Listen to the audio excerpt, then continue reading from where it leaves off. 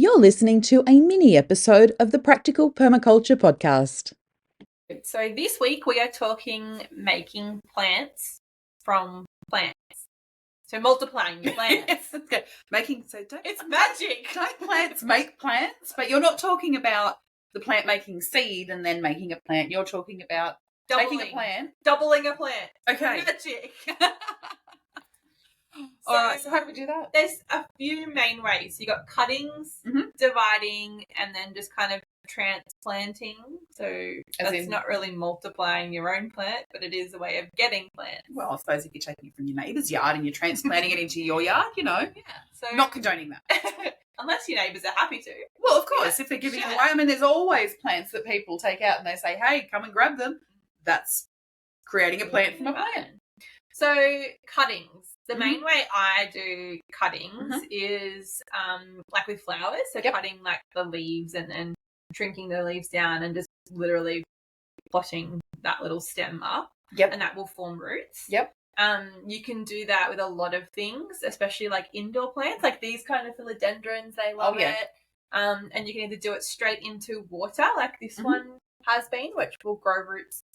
Or you can do it into like a potting mix, so aerated kind of potting mix. That also works well with like succulents. Yep. You know, when you break off a little bit of succulent, chuck it in the ground. And Tomatoes. Grows new roots.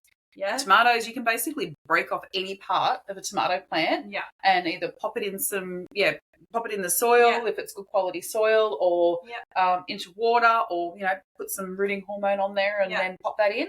So you can have multiple. So one tomato plant, you can get multiple plants each year. Yeah, and then the good thing is it's the exact same plant that you'll get because it's the same genetic material. But you can also do it with things like apples. Like you can do woody cuttings from things like apples and other woody plants. So there's lots of ways you can do cuttings.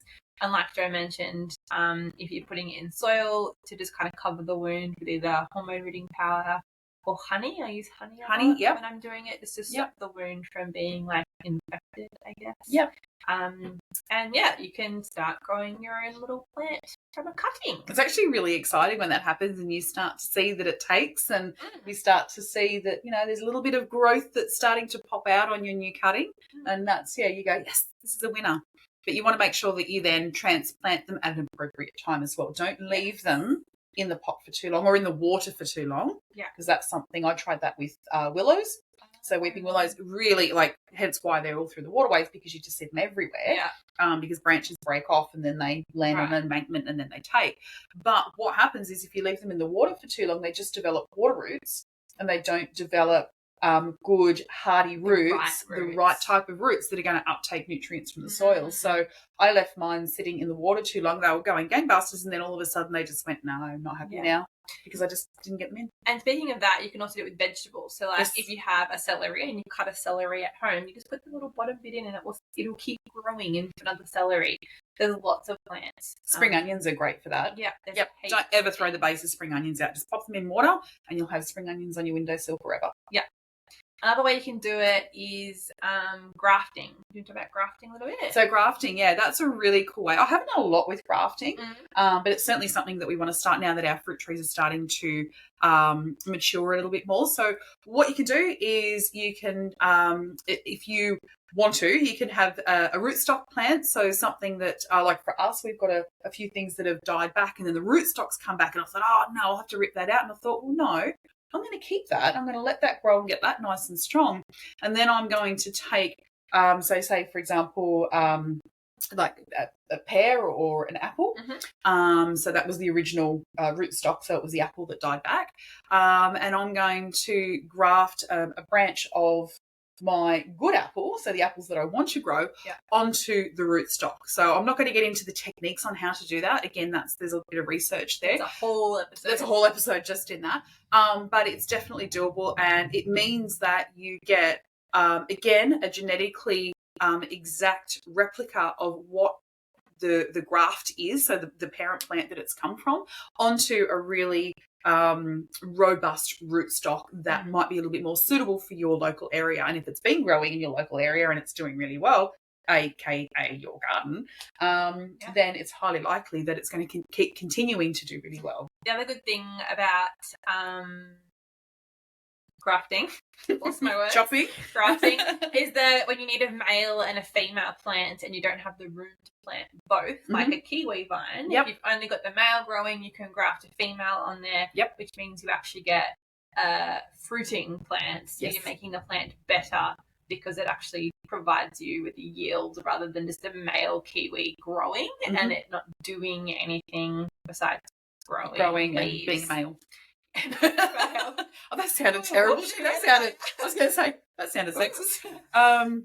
Yeah, that's another way you can kind of use grafting to your benefit to make plants and get them to fruit. And same thing, again with space saving. So you see the fruit salad trees, if anyone's seen those, that's all that is. So rootstock, and then they've, you can get a pears and all sorts of apples or 3 plums citruses and on the one plant. So exactly.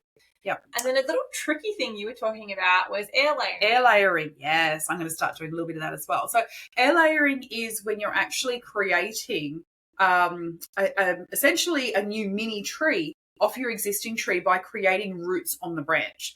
So that involves girdling, so what they call girdling the branch. That's where you're taking off the bark layer and I can never pronounce this right, cadmium layer, I think it is. Either that or I've just pronounced the chemical, I'm not sure. But basically you want to take at least the 2 layers off. Again, there's a very specific technique to doing that nice and neat so that you're not going to damage the plant and you're going to make sure that what needs to be exposed is exposed. And then you have some sort of growing medium. So whether that is like a moss or a sphagnum or a compost mix. So, you can use vermiculite or a couple of different things.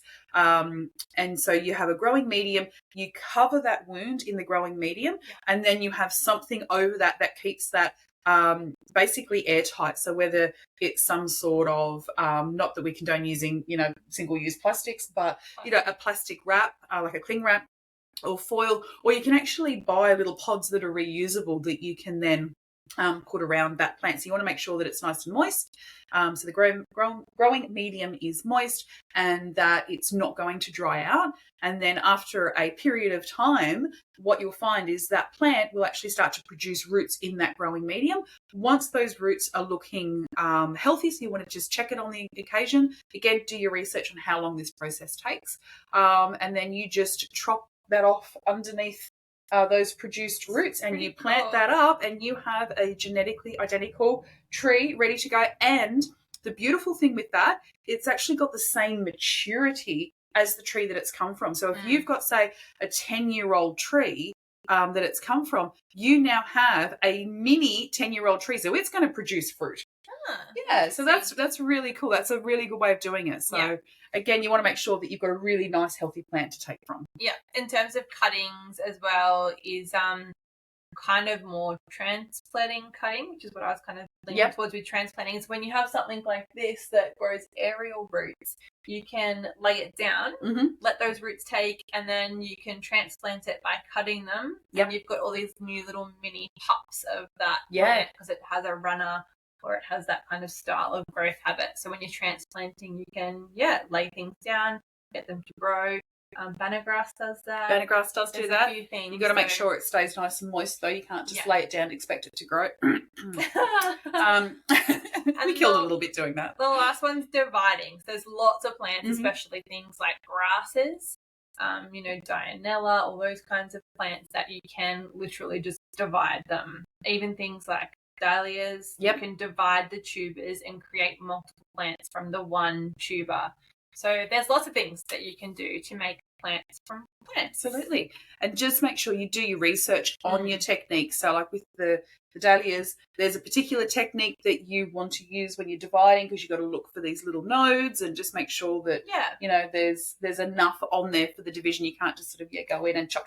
And same with your cuttings. Like, your woody cuttings are quite different to when you're taking, leaves off a dahlia or an ranunculus and you're planting them in. And so, have a look into it. But, happy planting magical divisions of plants. It saves money and it's just economical, isn't it? Totally. Happy growing.